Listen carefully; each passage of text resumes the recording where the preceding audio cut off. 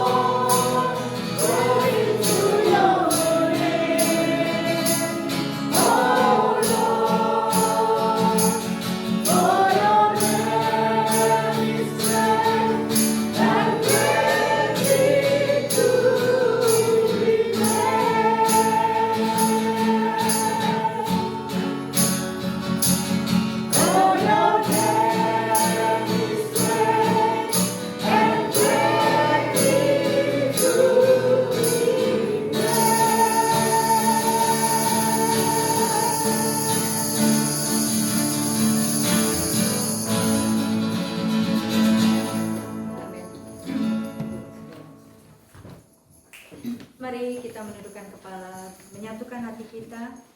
Bapa, kami mengucap syukur, terima kasih Tuhan untuk pagi menjelang siang hari ini. Terima kasih Tuhan sudah tibakan kami semua di ruangan ini dengan selamat. Terima kasih untuk penyertaan Tuhan. Terima kasih Tuhan buat setiap pribadi lepas pribadi yang sudah Tuhan antar ke tempat ini. Bapa, pada pagi hari ini dengan segala kerendahan hati, kami ingin merendahkan diri kami di hadapan-Mu. Kami ingin mengosongkan hati dan pikiran-Mu agar kami dapat isi oleh firman-firman Tuhan yang akan kami dengar. Kami juga mau menyerahkan ibadah kami dari awal hingga akhir. Kami tahu Tuhan Kau ada di tengah-tengah kami. Engkau Roh Kudus, Engkau ada bersama-sama dengan kami di ruangan ini. Engkau menjamah setiap hati, setiap pikiran, dari setiap pribadi lepas pribadi. Yang sakit Tuhan sembuhkan. Di mana ada kesombongan Tuhan hancurkan dan patahkan. Ajar kami Tuhan untuk patuh dan taat akan perintah-Mu. Ajar kami untuk merendahkan diri di hadapan-Mu. Ajar kami untuk mengasihi dan mengampuni sesama kami. Terlebih dahulu ampunilah dosa-dosa dan kesalahan kami Tuhan, agar kami juga boleh layak di hadapan-Mu. Doa-doa kami boleh Engkau dengar dan boleh Engkau kabulkan. Terima kasih Bapa, kami mau memulai ibadah kami pada pagi hari ini di dalam nama Tuhan Yesus Kristus, Tuhan dan Juru Selamat kami yang hidup. Haleluya. Amin. Amin.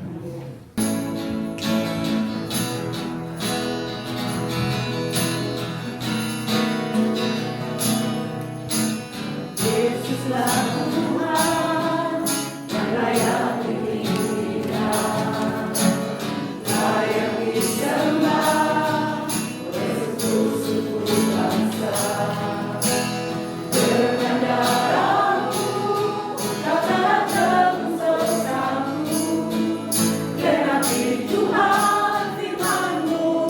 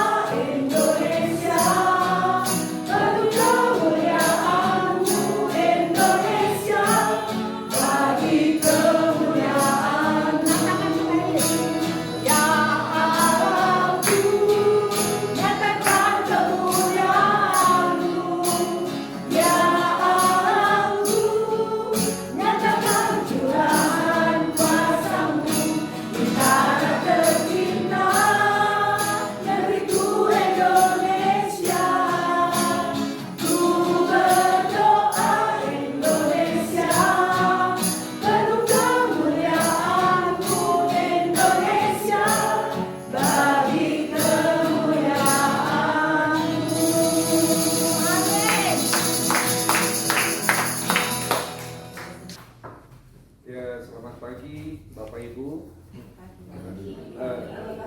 Sebenarnya saya nggak bisa ngomong di banyak tempat ini karena belum pernah berdiri di atas panggung dan berbicara. Ya. Saya kebetulan sama mertua saya dari Indonesia. Kami datang sini untuk ikut tur. Tanggal 10 kami berangkat dari Jakarta dan tiba di Amsterdam tanggal 11 Agustus. Nah, sampai di Amsterdam kami ikut perjalanan tur yang dimana perjalanan ini adalah Eropa Barat.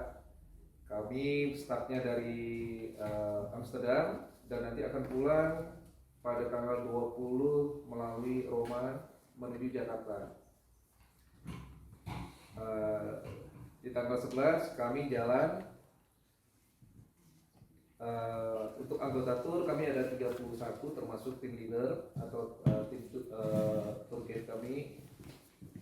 Setelah kami dari Amsterdam, kami pergi ke Brussels dan ke Prancis, sempat akhirnya di Jerman. Mertua saya yang laki-laki mengalami rasa sakit yang begitu sangat sehingga harus pergi ke dokter.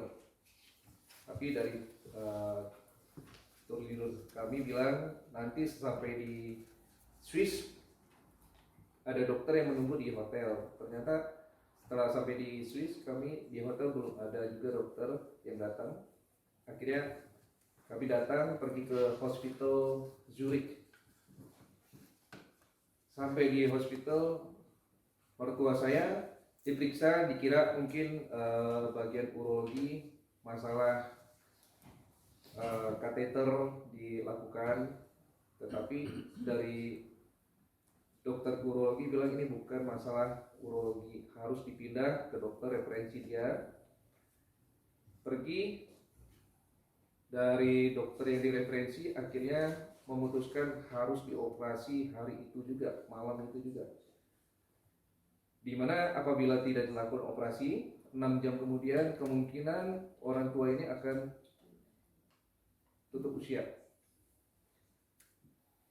Jadi saat itu ya kami juga bingung dengan keadaan yang bingung banget.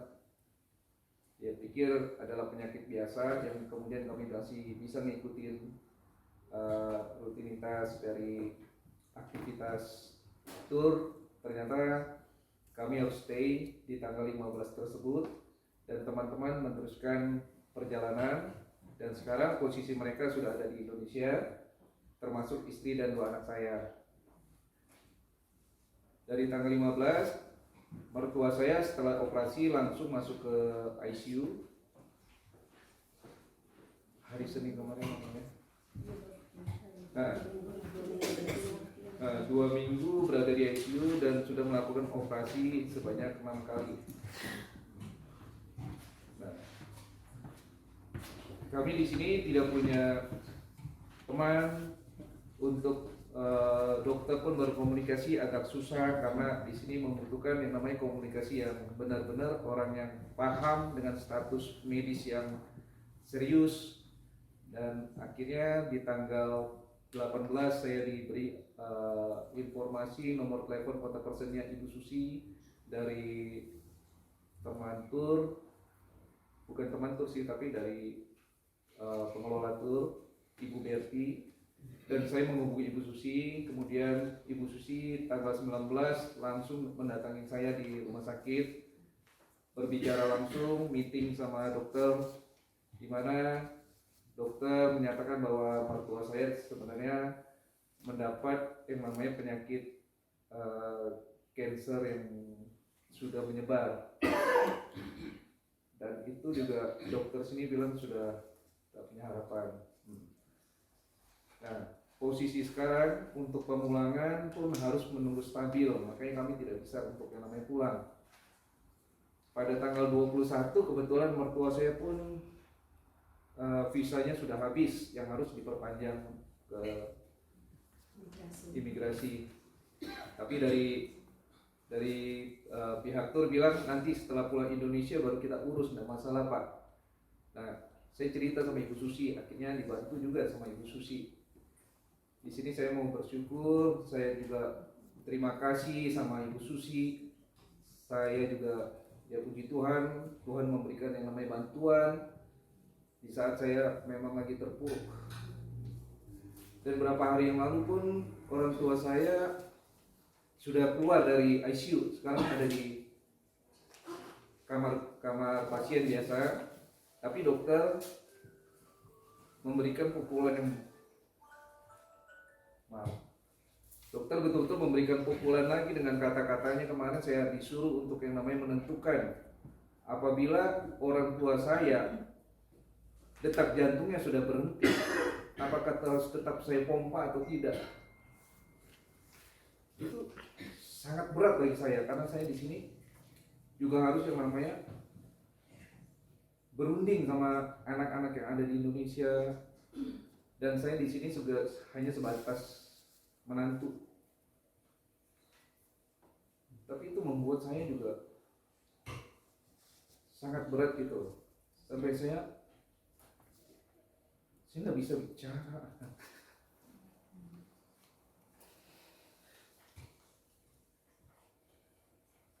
Saya ngelihat dari orang tua saya, yang mertua saya, dari tatapan mata tuh masih ada semangat untuk hidup. Bagaimana saya bisa menentukan bahwa tidak perlu yang namanya dipompa lagi gitu. Saya nggak bisa bicara, nggak bisa ngomong. Tapi dokter tetap yang namanya memutuskan harus meminta jawaban saya. Setelah saya runding, akhirnya saya bilang, ya kalau memang yang terbaik, memang saya serahkan semua sama Tuhan. Kalau memang Tuhan kasih sayang sama saya untuk membawa orang tua saya balik ke Indonesia, saya sangat bersyukur. Tapi kalau tidak, saya nggak bisa yang namanya juga memaksa gitu. Ya saya serahkan, saya juga rela ikhlas bahwa memang tidak perlu untuk pompa. Tapi dokter juga meminta lagi, apabila pasien ini dalam keadaan ngedrop, apakah saya harus yang namanya memasukkan ke ICU ataukah saya selamatkan atau tidak gitu. Inti dari dokter bicara. Saya cuma bisa beri jawaban bahwa yang punya kuasa dalam pemikiran saya, yang mempunyai kuasa untuk yang mencabut nyawa seseorang adalah Tuhan. Dokter hanya bisa membantu. Apapun rencana dokter atau pengetahuan dokter, tapi Tuhan yang menentukan. Saya hanya bilang sama dokter, kalau dia memang ada yang namanya jantung belum berhenti, tetaplah bantu dia semampu dia, karena semangat hidup dia pun masih ada. Tapi kalau misalkan dalam bantuan dokter tiba-tiba jantung yang berhenti, kami sebagai keluarga ikhlas, karena itu memang sudah jalan hidupnya dia. Untuk sampai saat ini pun tiap hari kami datang, kami berharap bahwa ada mujizat, ada berita yang bahwa oke, Bapak Farid boleh pulang ke Indonesia. Itu harapan kami. Nah, ya. Makanya saya di sini mohon pada Bapak, Ibu supaya doa dan bisa harapan saya tercapai, terkabul oleh Tuhan. Saya terima kasih sama Ibu Susi. Mari kita sama-sama membulatkan hati kita semua sebagai orang percaya. Tuhan hadir di sini. Tuhan mendengar doa kita. Tuhan memberi keputusan yang terbaik tepat pada waktunya. Keputusan Tuhan tidak bisa diganggu-gugat oleh manusia. Oleh sebab itu kita bersatu hati meminta apa yang menjadi kehendak Tuhan untuk mendatangkan damai sejahtera dan kebaikan bagi seluruh keluarga. Keluarga apa namanya? Tonggoje. Baik, kita berdoa bersatu. Onggo Joyo. Kita berdoa bersatu hati, kita bersama-sama. Bapa yang Maha Kuasa, pencipta langit dan bumi, yang menciptakan Bapa saudara kami yang sekarang sedang terbaring di rumah sakit di Swiss, di Zurich ini, jauh dari Indonesia. Tuhan, banyak hal yang tidak kami mengerti dalam hidup kami ini. Tetapi Tuhan berkata bahwa Tuhan mengawasi kami senantiasa. Dan Tuhan tahu apa yang terjadi Tuhan. Tuhan mengizinkannya.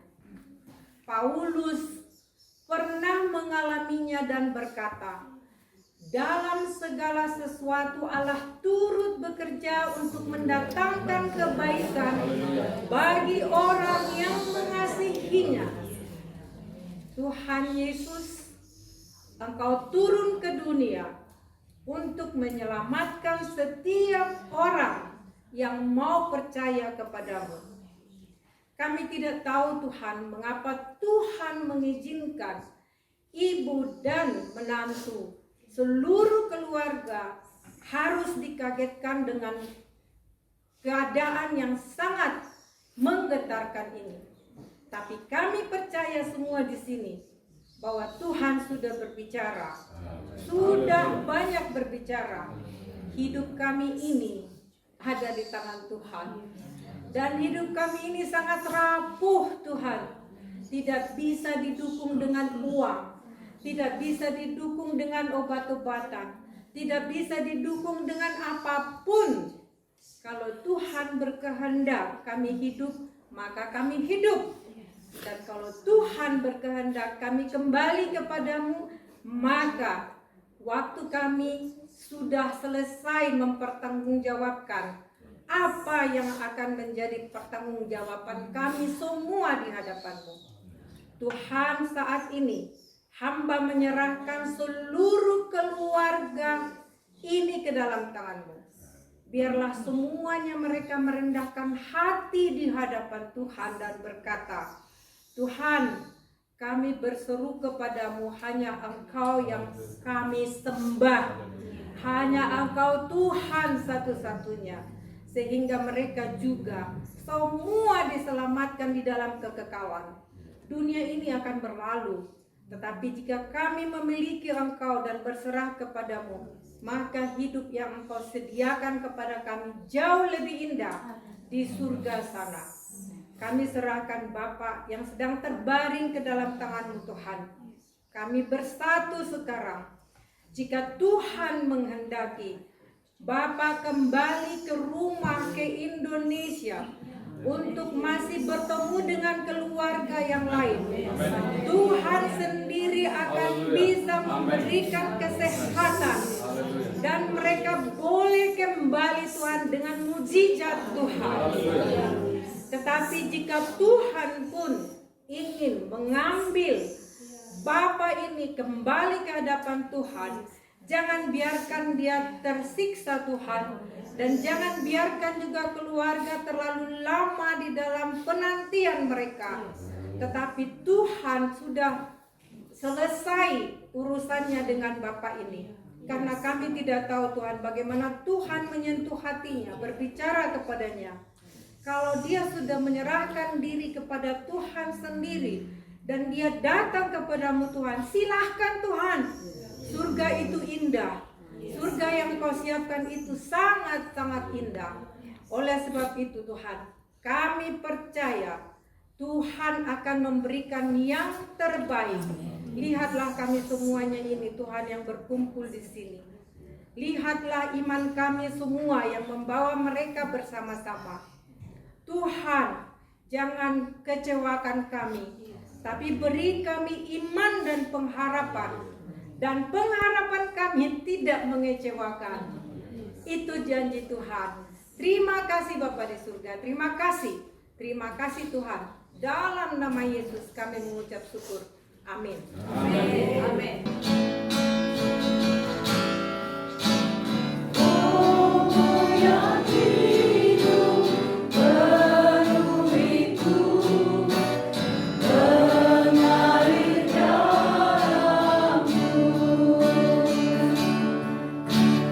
jiwaku tenang bersamamu dalam naunganmu.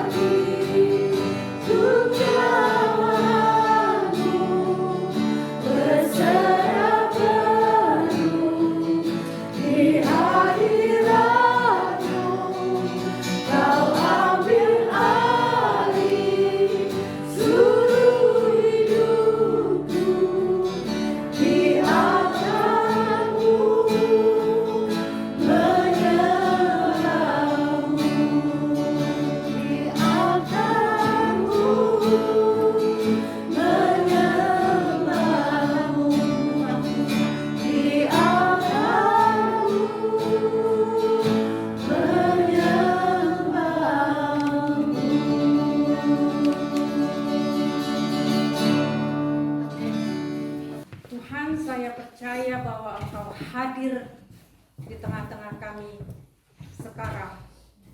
Karena Engkau begitu sangat mencintai kami.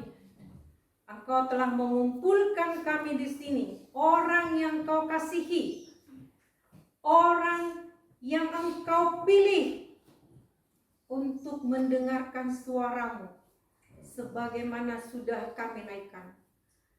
Dan kami percaya Tuhan bahwa Engkau akan berbicara kepada setiap kami. Karena Engkau adalah Roh yang sudah membimbing tiap kami. Semuanya Engkau yang mengatur. Semuanya Engkau yang merencanakan untuk memberkati kami. Betapa ajaib Engkau Tuhan. Aku sungguh mengagumi keajaiban-Mu. Luar biasa Engkau. Kami bersyukur Tuhan, saya bersyukur bisa mengenal Tuhan yang hidup. Engkau satu-satunya dan mau merendahkan diri, membuka diri untuk kami kenal. Dan Engkau bahkan berkata, aku adalah Bapamu, penggembalamu yang baik. Tuhan yang memelihara hidup kami. Luar biasa Engkau. Detik demi detik Engkau menuntun kami Tuhan, mengarahkan pikiran kami, langkah-langkah kami. Ajaib Engkau Tuhan. Terima kasih banyak Tuhan. Hamba yakin Engkau sudah menyiapkan segalanya untuk kami kunyah, untuk kami telan, untuk mendatangkan hidup rohani kami. Untuk sungguh-sungguh bangkit dan mengasihi Engkau Tuhan yang Maha Kuasa, Tuhan yang Maha Baik, Tuhan yang menyerahkan anaknya satu-satunya untuk mendatangkan hidup yang kekal bagi kami. Bukan hanya nanti di surga, tapi di dunia yang sangat menyakitkan ini juga. Terima kasih Tuhan, terima kasih Bapa. Dalam nama Yesus Kristus yang sudah menyelamatkan kami, yang menyelamatkan saya oleh Roh Kudus yang menyadarkan kami sebagai manusia berdosa yang harus kembali kepada Bapa. Kami memuliakan Engkau, Allah Bapa Yahweh yang mulia. Amin. Silakan duduk. Saudara-saudara yang Tuhan cintai, Tuhan kita memang ajaib. Itu bukan hanya sesuatu ungkapan yang biasa-biasa, tetapi Tuhan kita itu adalah benar-benar Tuhan yang ajaib. Ya, mengapa saya begitu terharu juga hari ini? Saya sudah menyiapkan foto tentang mahkota Yesus, mahkota duri, yang hanya dibilang Ibu Vivian bisa dicetak lebih besar supaya bisa dilihat. Tetapi dia juga lupa, tidak apa-apa. Maksud saya hanya mengatakan, saya sudah berdoa dan berdoa, Tuhan, apa yang ingin Engkau sampaikan? Tuhan berkata, penderitaan, kesengsaraan. Apa yang kita lihat? Amen. Itu yang terjadi. Ya. Jadi saya ambil dari Roma pasal yang kelima, ayat 1 dan sampai ayat yang keempat saja. Sebelumnya juga saya ingin mengatakan betapa ajaibnya Tuhan hari ini di jemaat, di keluarga Tuhan ini. Saya kembali dipertemukan dengan teman-teman yang sudah lama menjadi teman kami. Tahun 2005, sebelum kami pindah ke Shanghai, keluarga Paulus ikut packing barang kami pergi ke Shanghai. Terima kasih Joyce. Lalu tahun 2005 kami pindah ke Shanghai. Joyce adalah salah satu adik saya. Suaminya percaya kepada Yesus di Shanghai. Saya katakan kepada dia, sebelum Louis mengenal Yesus, kamu jangan menikah. Dan Tuhan begitu baik. Louis memberikan dirinya kepada Yesus. Mereka menikah. Kami ketemu di sini lagi. Bukan hanya Joyce, ada Nur di belakang yang sebenarnya mungkin hanya mengunjungi Melati ke sini. Anaknya perempuan. Dua-dua mereka bersama kami di Shanghai. Ya. Tuhan itu ajaib. Tuhan itu luar biasa. Ya. Luar biasa. Mungkin satu saat, entah di mana, saya bertemu dengan kita salah satu dari sini. Sekarang kita bertemu, mungkin di Indonesia kita bisa bertemu, mungkin di mana saja, di Israel, di mana, ya? Saya pernah di Israel, di toko, saya berbicara dengan orang toko, lalu ada orang yang bilang, hei kamu Roslina ya? Saya bilang, hah? Terus dia bilang, aku kerjasama dengan kamu di Hamburg. Kami sama-sama staf untuk mahasiswa Kristen internasional di Hamburg. Ketemunya orang Jerman di Israel. Bagi Tuhan tidak ada yang mustahil. Bagi Tuhan tidak ada yang mustahil. Oke? Percaya Tuhan itu baik. Jauh lebih baik dari apa yang kita bayangkan. Baik, mari kita mendengarkan firman Tuhan hari ini, yaitu Roma pasal 5 ayat 1 sampai 4. Sebab itu kita yang dibenarkan karena iman, ingat ya, kita yang dibenarkan karena iman, bukan karena perbuatan baik kita. Bukan karena kita hebat, sama sekali tidak. Ya.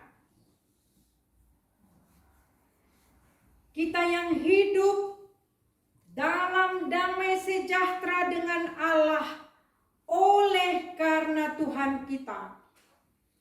Kita diperdamaikan, kita memiliki damai pun itu karya Tuhan. Ya. Bukan karena kita berkecukupan, kita banyak teman, kita terkenal, bukan. Damai sejahtera itu hanya Tuhan yang memberikan. Ya. Di sini tidak hanya Tuhan.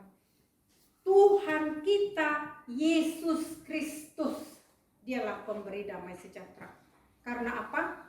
Melalui kematiannya lah kita diperdamaikan dengan Tuhan. Supaya tidak terlewatkan. Ibarat sekarang, maaf, kisah yang ada di Indonesia. Ya. Bapak yang mungkin, bukan hanya mungkin, menurut statistik, mayoritas orang Indonesia mengatakan harus dihukum mati. Kita semua, upah dosa adalah maut, mati. Siapa yang gak berdosa di sini? Ada? Ada yang gak berdosa? Tolong tunjuk tangan. Enggak ada. Kita semua manusia berdosa. Bukan hanya berdosa. Berdosa mungkin karena kita bersentuhan dengan dosa, berdosa. Pendosa. Karena sering sekali kita tidak mau melakukan yang jahat. Kita tidak mau menyakiti siapapun. Tapi toh terjadi. Ya. Pendosa mengulang-ulang kesalahan. Tapi bayangkan seandainya ada di Indonesia yang begitu hebat kuasanya mengatakan, aku menyatakan dia bebas. Apa yang akan terjadi? semua rakyat akan marah, bukan? Apa ini keadilan? Kok bisa begini? Ya, marah kepada siapa? Pemberi kebebasan itu. Marah kepada siapa lagi? Mungkin orang itu akan terancam hidupnya seumur hidup karena orang masih marah. Demikian kita, Bapak Ibu. Kita dibenarkan bukan karena kita benar. Lalu siapa yang marah? Iblis marah sekali. Dan iblis itu banyak pengikutnya. Itulah sebabnya si iblis tidak suka kita terus diganggu, Tuhan terus dilawan. Ya. Kenapa sih Roslina itu mesti diselamatkan? Dia kan begini. Pernahkah Anda berpikir atau diserang oleh pikiran yang mengatakan kau tidak layak? Kau itu kan begini. Kau itu kan belum begitu. Kau itu kan gini. Diserang terus. Itu lumrah. Itu biasa. Karena apa? Karena si iblis maunya menyalahkan kita. Kau nggak cukup berdoa, kau nggak cukup berpuasa, kau nggak cukup baca firman Tuhan, kau nggak cukup buat ini, kau bla bla bla bla bla bla. Ya, ini mungkin lebih nyata kalau saya pakai contoh itu. Ya. Hal orang yang tidak mungkin dibebaskan. Ya, dibebaskan. Lalu dikatakan kita diberi damai sejahtera hanya karena iman. Tuhan, aku tidak bisa berbuat apa-apa. Aku terima apa yang kau berikan, apa yang kau janjikan. Yesus mati untuk dosa. Amin. Ini aku Tuhan, manusia berdosa ini. Akui. Ya. Maka damai sejahtera Tuhan yang melebihi segala akal, beyond of our understanding, itulah yang menguasai hati dan pikiran kita. Ya. Jadi damai kita itu tidak kondisional. Tidak pada saat kita liburan ada damai sejahtera. Tidak pada saat kita naik pangkat atau dipromosikan atau apalah. Damai sejahtera orang yang menerima Kristus itu beyond of our understanding. Kadang-kadang kita berpikir, aku masih punya otak nggak sih?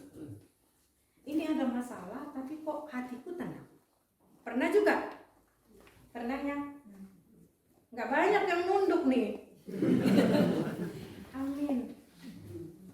Ya, aku nih masih sadar nggak nih? Kan ini udah dahsyat banget nih. Tapi kok sini tenang-tenang aja? Ada juga. Ya. Lalu oleh Dia, yaitu oleh Yesus, kita juga beroleh jalan masuk oleh Dia kita berjalan masuk oleh iman kepada kasih karunia. Jadi bukan hanya damai sejahtera, tapi kasih karunia. Kapan kita membutuhkan kasih karunia? Misalnya saat kita sangat diperhadapkan dengan hal yang kalau orang Jerman bilang Sackgasse, jalan tumpul, ya, Sackgasse, ya. Di situ kita bilang hanya kasih karunia. Kalau tidak, ya. Kemudian Di dalam kasih karunia ini kita berdiri dan kita bermegah dalam pengharapan akan menerima kemuliaan Allah. Dari mana muncul pengharapan ini, saudara-saudara? Dari pengalaman Anda bersama dengan Yesus. Pengalaman bahwa Anda sudah yakin dosa Anda sudah dihapuskan, dianggap tidak bersalah sama sekali, yang sudah jelas-jelas bersalah. Itulah yang menjadi dasar pengalaman, dasar pengharapan kita. Kalau aku manusia yang sudah seharusnya dihukum mati ini dinyatakan bebas tanpa syarat, hanya dinyatakan bebas, pasti dia juga akan melakukan hal-hal yang lain untuk saya. Ya. Kemudian itu pengharapan. Akan menerima kemuliaan Allah.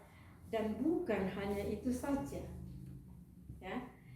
Kita malah bermegah juga dalam, ini yang harus saya garis bawahi, kesengsaraan. Ada nggak yang suka bermegah dengan kesengsaraan? Nggak ada.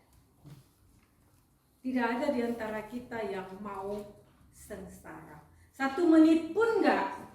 Maunya ketawa terus, maunya senang terus, bahagia terus. Ya. Ya, dan ada juga yang berpengharapan begitu. Wow, kalau aku sudah punya Yesus, ada masalah pasti diselesaikan. Ya. Sakit pasti disembuhkan. Dan lain-lain. Tapi firman Tuhan katakan berbeda, teman-teman. Di sini dikatakan, dan bukan hanya itu saja, kita malah bermegah juga dalam kesengsaraan kita. Karena kita tahu, karena apa? Bahwa kesengsaraan itu menimbulkan ketekunan. Bahasa Jawa dibilang perseverance. Ya, ketekunan. Dan ketekunan menimbulkan tahan uji. Dan tahan uji menimbulkan pengharapan. Tahan uji ini disebut karakter. Produce karakter. After perseverance, produce karakter. Karakter apa yang Tuhan ingin dari kita? Itulah yang Tuhan sedang kerjakan. Mengapa? Kembali kepada pembukaan saya, mahkota duri. Waktu itu saya sedang berjalan-jalan dengan suami saya sebelum Paskah. Saya bilang, tema apa ya yang bisa saya gunakan untuk menghiasi rumah sebelum Paskah ini? Kami bertemu di pagar orang. Ini semak duri ini. Lalu saya petik dan saya buat mahkota duri. Sesudah itu saya berdoa, Tuhan, apa sih makna duri di dalam Alkitab? Ternyata saudara-saudara, kata duri itu pertama sekali muncul adalah di dalam kitab Kejadian pasal 3 ayat 18. Di dalam Kejadian pasal 3 ayat yang ke-18 tertulis,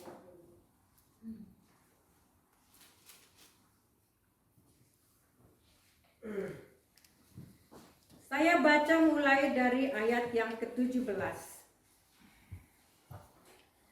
Lalu firman-Nya kepada manusia itu, yaitu Adam, karena engkau mendengarkan perkataan istrimu dan memakan dari buah pohon yang telah kuperintahkan kepadamu, jangan makan daripadanya, maka terkutuklah tanah karena engkau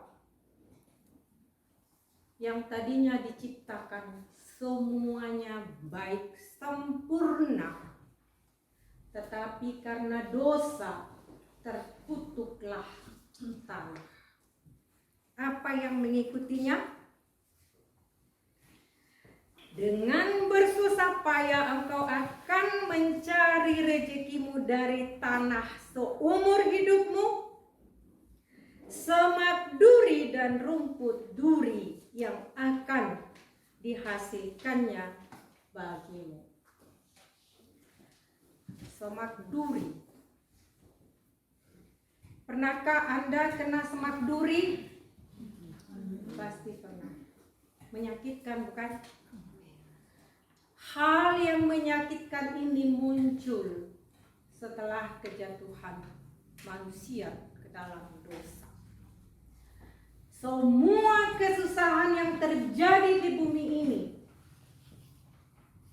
terjadi setelah manusia jatuh dalam dosa. Tidak terkecuali orang percaya atau tidak percaya, semua mengalami kesusahan. Musa di dalam Mazmur 90 berkata, usia kami hanya 70, kalau kami kuat 80. Mahkotanya adalah kesusahan. Masihkah orang Kristen berharap yang enak-enak? Mana? Siapa yang mau saya lihat? Enak-enak gitu. Hah? Alkitab berkata tidak demikian, saudara-saudara. Siapkan hatimu. Paulus berkata, kita justru harus bermegah oleh karena kesengsaraan. Lalu apa yang dikatakan di dalam Yohanes pasal yang ke-19 ayat 1 sampai ayat yang ketiga. Yohanes 18 saya bilang ya. 19.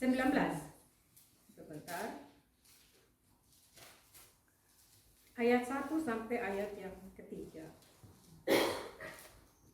Di sini dikatakan, lalu Pilatus mengambil Yesus dan menyuruh orang menyesah Yesus, menganiaya Yesus.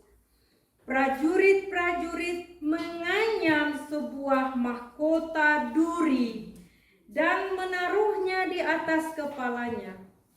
Mereka memakaikan dia jubah ungu dan sambil maju ke depan menyeka berkata, salam hai Raja orang Yahudi. Lalu mereka menampar mukanya. 4. Pilatus keluar lagi dan berkata kepada mereka, lihatlah, aku membawa dia keluar kepadamu supaya kamu tahu bahwa aku tidak mendapati kesalahan apapun padanya.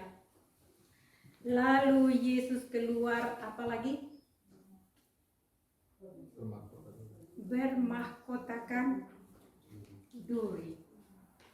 Ada yang nangkap? Belum. Saudara-saudara, duri yang ada di dalam kejadian itu bukan kebetulan dimahkotakan kepada Yesus. Saya tidak pernah memikirkan hal itu sebelumnya. Duri yang ada di dalam kitab Kejadian di dalam Yohanes ternyata tidak dilupakan Tuhan. Justru dibuat jadi mahkota Yesus. Dosaku, dosamu, dosamu semua menjadi kebanggaan Yesus. Apa yang kita kasih kepada Yesus? Saudara-saudara, gampang mengatakan sebagai orang Kristen yang sudah diselamatkan, yang sudah dibebaskan. Anda dan saya menjadi mahkota daripada Yesus. Seandainya tadi ada yang membebankan orang yang sudah dihukum mati itu, orang yang membebaskan itu, memangku semua dosa-dosa, mau judi kah, mau perzinahan kah, apakah semua Anda dan saya. Perjalanannya panjang. Tuhan Maha Baik. Tuhan mengajarkan kita melalui para nabi. Para nabi pun semua ditolak. Ya. Sampai Yesus. Belum cukup. Tunggu sebentar. Tentang mahkota. Tapi ingat, ya, jika Ratu Elizabeth mengenakan mahkota yang begitu mahal, Yesus melihat Anda dan saya jauh lebih mahal daripada berlian yang asli itu. Lalu untuk menjadi berlian yang bersih, yang murni itu, kita diapakan? Coba salah orang membuka Yesaya pasal 48 ayat yang ke-10. Saya harap saya tidak terlalu lama bicara.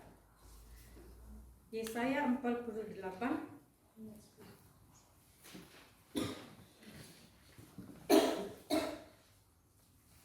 ada yang sudah ketemu? Sesungguhnya aku telah memurnikan engkau, namun bukan seperti perak, tetapi aku telah menguji engkau dalam dapur kesengsaraan. Sesungguhnya aku telah memurnikan engkau, bukan seperti perak, tapi dalam dapur kesengsaraan.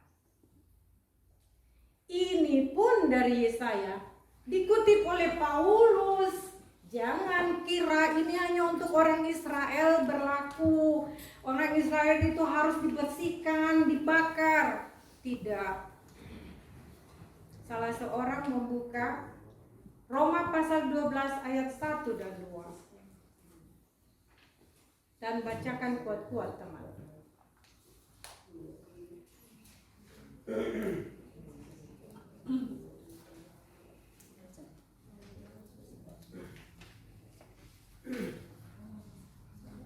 Persembahan saya 1 Dan 2. Karena itu, saudara-saudara, demi kemurahan Allah, aku menasihatkan kamu supaya kamu mempersembahkan tubuhmu sebagai persembahan yang hidup, yang kudus, dan yang berkenan kepada Allah. Itu adalah ibadahmu yang sejati. Amin. Ayat 2. Janganlah kamu menjadi serupa dengan dunia ini, tetapi berubahlah oleh pembaharuan budimu, sehingga kamu dapat membedakan manakah kehendak Allah, apa yang baik, yang berkenan kepada Allah, dan yang sempurna. Amin. Amin. Amin. Duri itu, yang berdosa itu diambil, disiapkan untuk benar-benar menjadi mahkota mahkota Yesus yang sempurna. Caranya apa?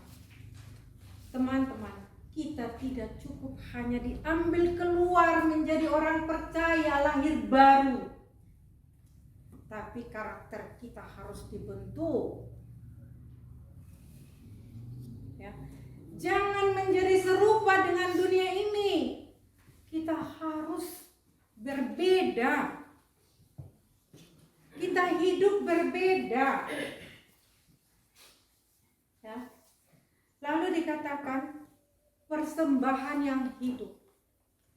Korban itu di dalam perjanjian lama dipotong dulu oleh para imam, dipilih daging-dagingnya yang baik itu, dipersembahkan, dibakar untuk membuat bau harum bagi Tuhan. Tapi di dalam perjanjian baru dikatakan persembahkanlah hidupmu, hidup. Ini tergantung kepada free will kita seperti waktu di dalam zamannya Adam dan Hawa. Kita diberi free will. Mau angkat ini meja, altar persembahan itu terlalu panas, silahkan loncat. Kalau bisa. Tapi biasanya nggak bisa. Karena Daud berkata, kemanapun aku pergi, di situ engkau ada. Bahkan jika aku pun ke dalam tanah yang lebih dalam, engkau ada di situ. Mau kemana? Mau melarikan diri dari Tuhan? Nggak bisa. Lalu apa?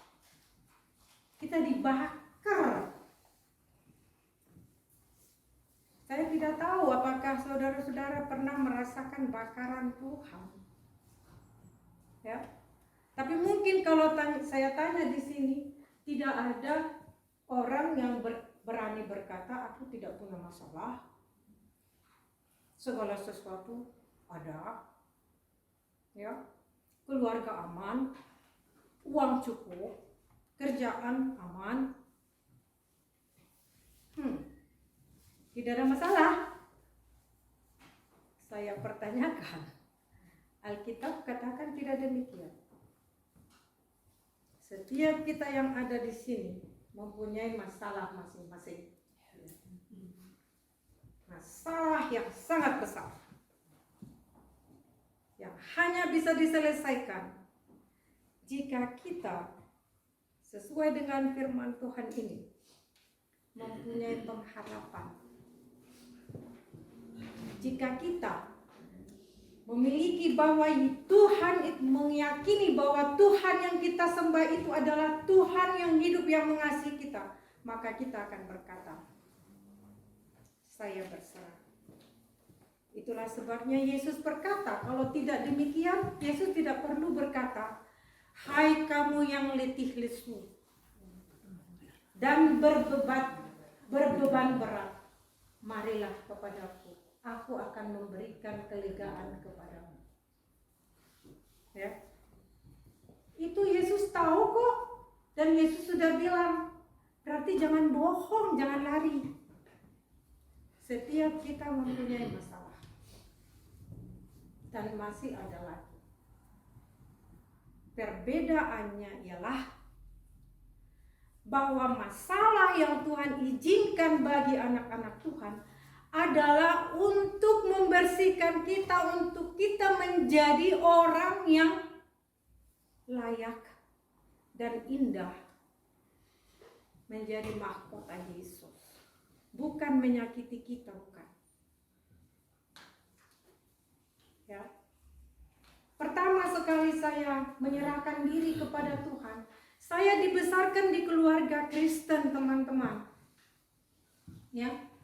Tapi saya baru menyerahkan diri kepada Tuhan di usia 21 tahun.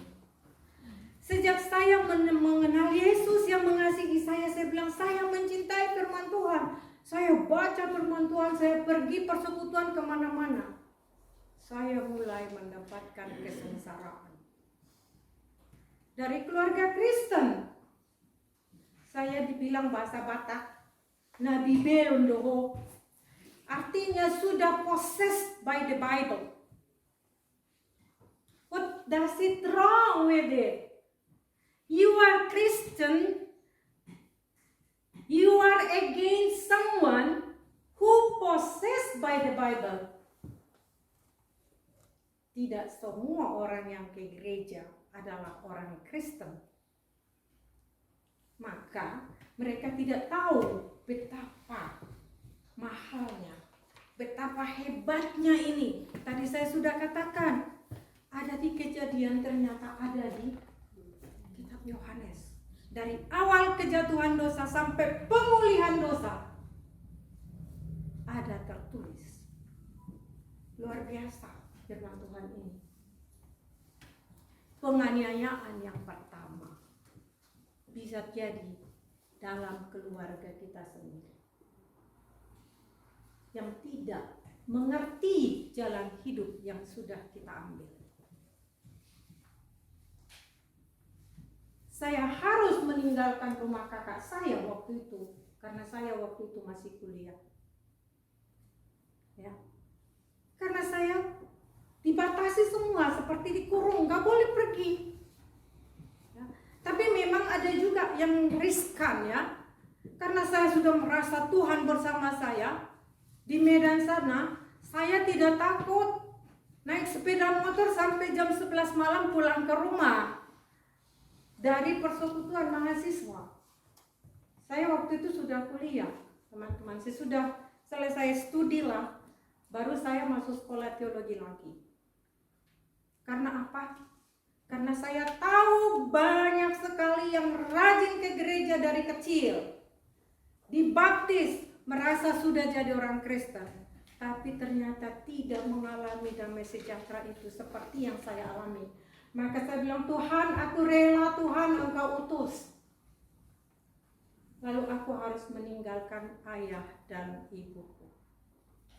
Yesus berkata, aku datang bukan membawa damai sejahtera, membawa damai, tetapi membawa kuat pedang. Pedang yang memisahkan ibu dengan anak perempuan, ibu dengan mertua, dan sebagainya dan sebagainya. Saya memisahkan diri karena Tuhan memanggil. Puji Tuhan, 5 tahun kemudian ayah saya juga lahir baru. Tapi saat saya katakan, ayah saya dipanggil Tuhan ke Jerman,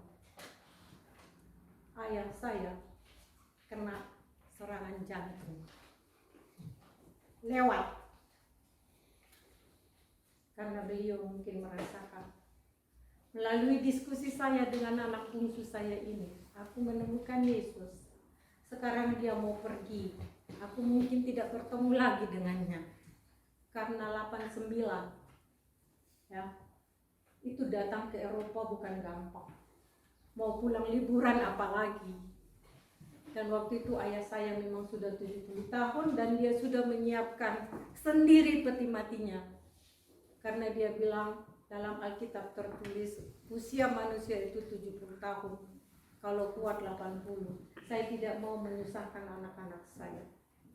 Seminggu sebelum meninggal beliau tidur di dalam, bilang sama cucunya, coba ketok, aku mau tidur di sini, udah nyaman atau belum? Luar biasa. Tuhan pada waktu yang sama menguatkan saya untuk panggilan saya. Karena saya lihat Tuhan bekerja dalam hidup ayah saya. Siap pergi ke surga. Dan ketika saya bersedih di Jerman, saya bilang, biasanya aku cerita ke ayah saya, sekarang udah gak ada. Tuhan bilang, mana lebih enak di surga atau di dunia? Oh ya Tuhan, terima kasih ayah saya sudah enak. Ya. Tantangan yang berikut teman-teman. Di dalam kitab Korintus, saya kasih lagi ya, supaya kita siap untuk bentuk. Jangan hanya menjadi orang Kristen yang sudah selamat lalu pergi ke gereja, kita bersuka cita, itu tidak salah. Tetapi masih ada yang harus kita ketahui supaya kita siap. Mana catatan saya nih? Roma, Matius. Saya ada catatannya.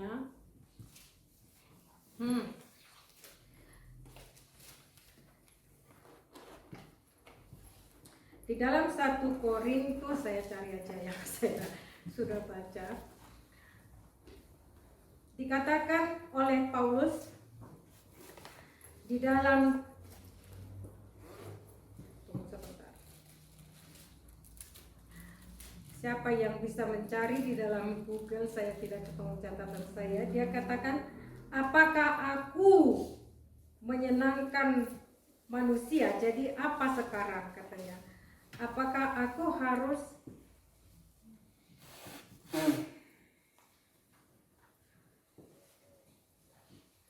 di situ dia mengatakan bahwa aku tidak mau menyenangkan manusia, melainkan menyenangkan hati Tuhan. Di dalam pasal 11 ayat 1 dikatakan, jadilah pengikutku sama seperti aku juga menjadi pengikut Kristus.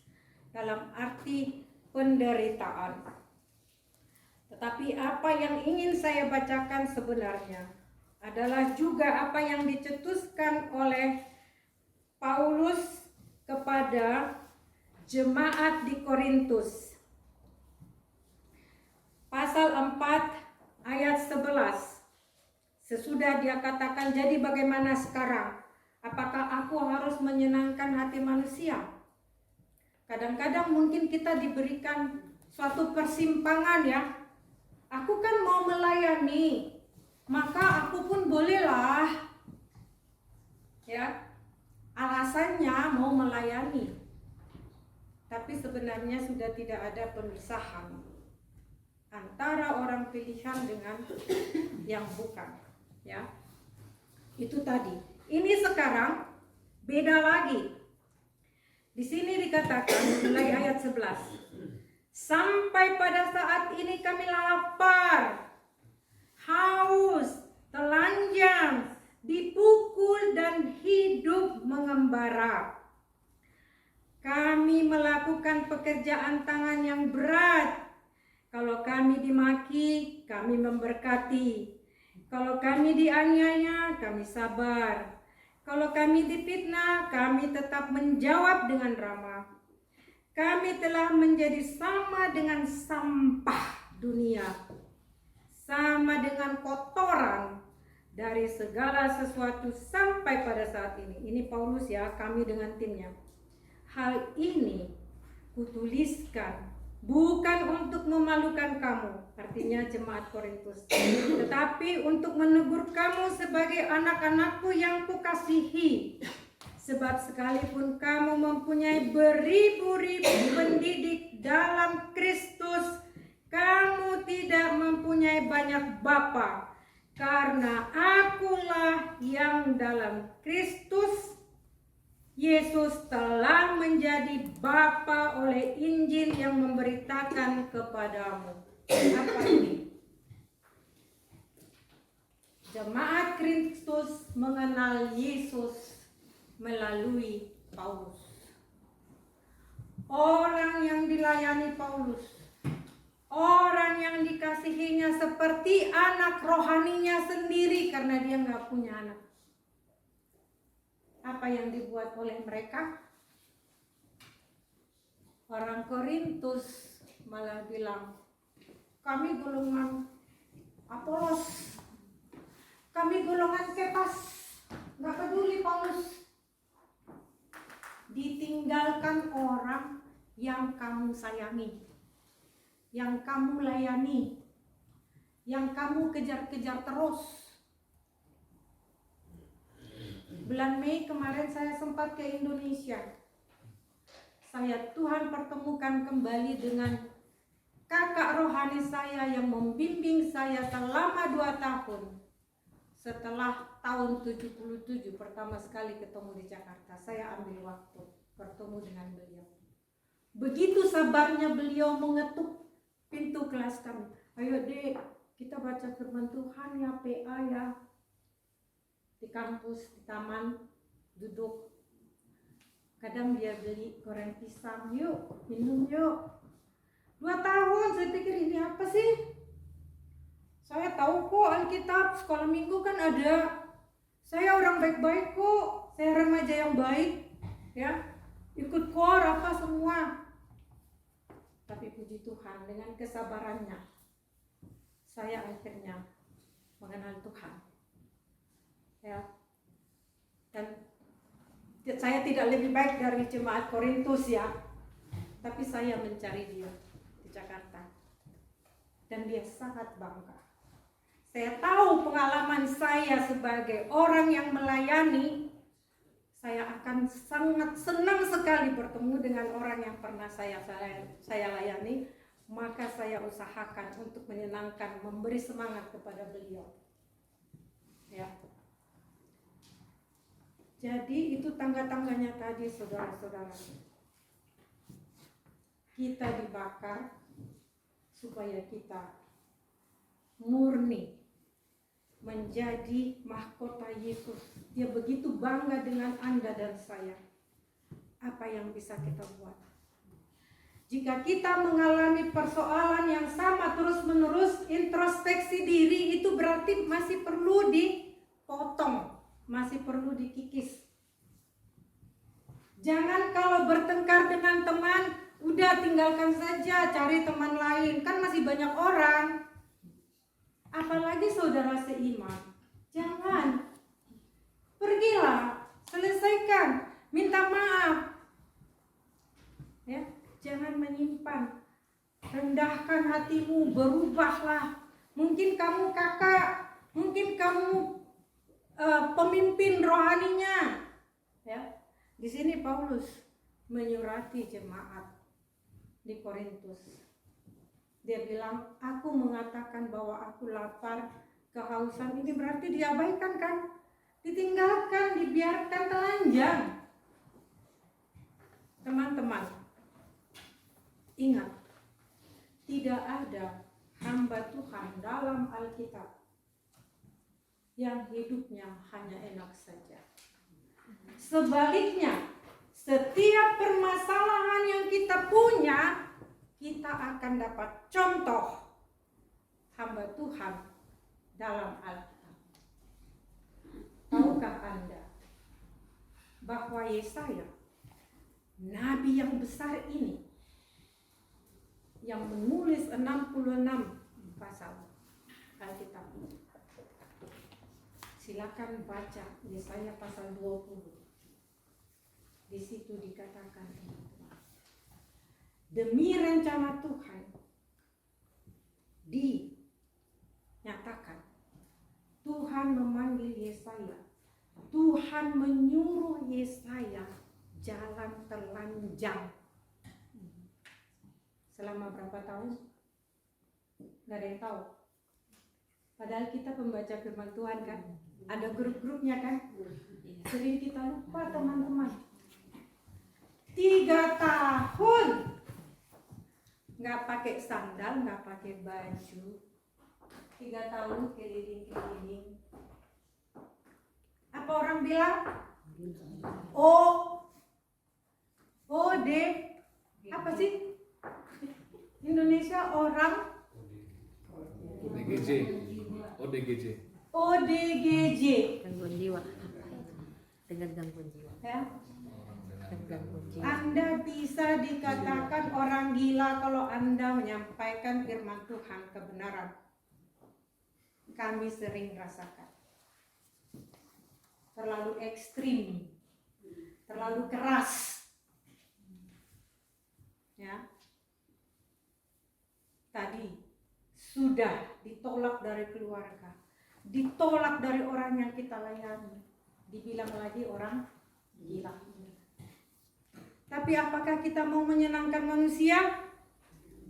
Ingat, Anda adalah biji-biji yang sedang dipersiapkan, yang diolah untuk menjadi mahkota. Sudah didramatisasikan Yesus.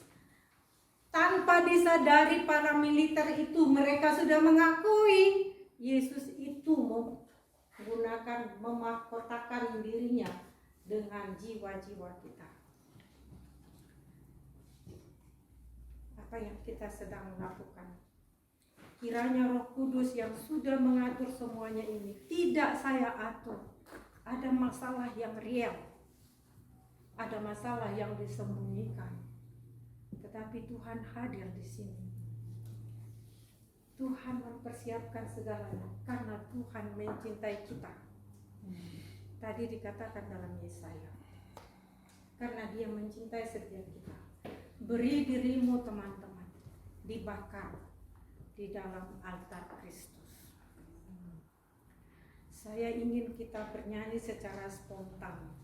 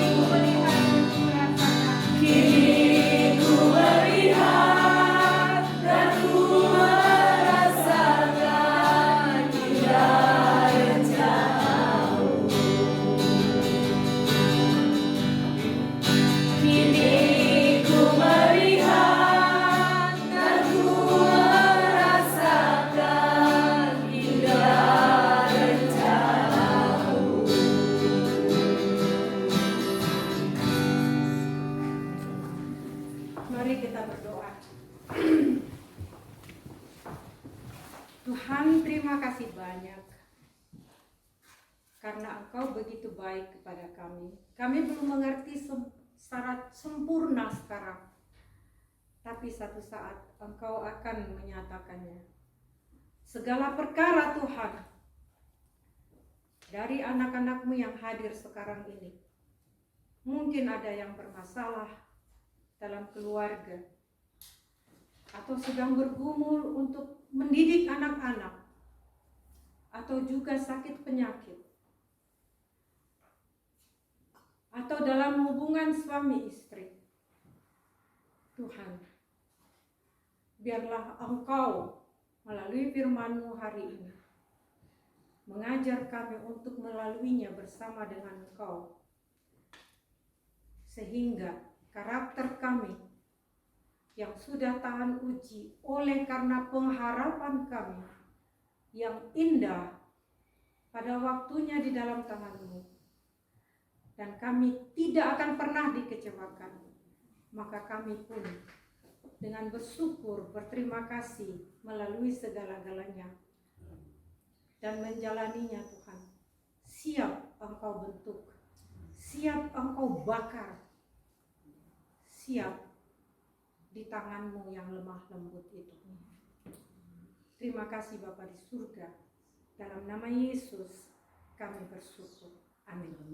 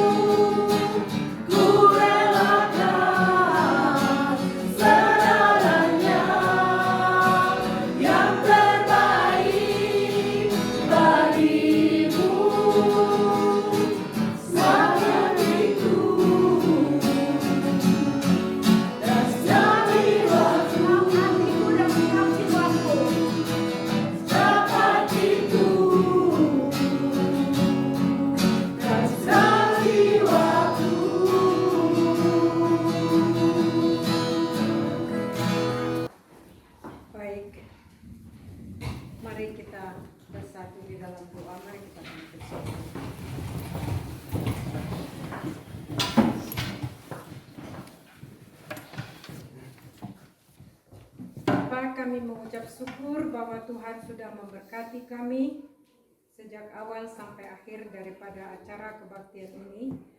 Dan kami yakin Tuhan, Engkau juga akan terus mengikuti kami, memberkati kami, mengayomi kami di dalam segala kegiatan kami ke depan.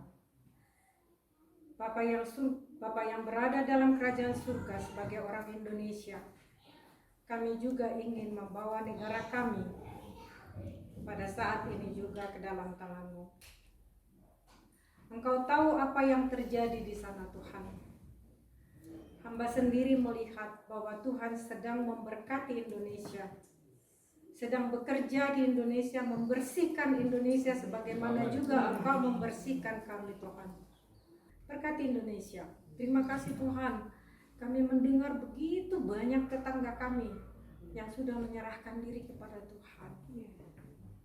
Dan kalau saya kembali kepada 30-40 tahun yang lalu sebelum saya meninggalkan Indonesia, Indonesia begitu berkembang secara rohani, Tuhan. Tuhan berkati supaya lebih banyak lagi yang menerima Engkau, anak-anak-Mu yang kembali kepadamu, Tuhan, yang menyenangkan hati-Mu. Biarlah apa yang kami lakukan hanya untuk menyenangkan hati Tuhan. Biarlah hari ini juga Tuhan boleh merasa senang melihat kami. Terima kasih Bapa. Terima kasih Tuhan.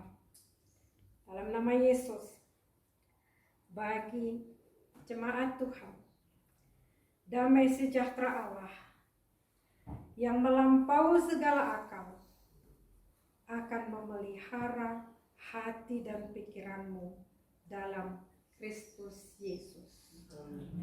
Pulanglah dengan damai sejahtera Tuhan dan layanilah Tuhan.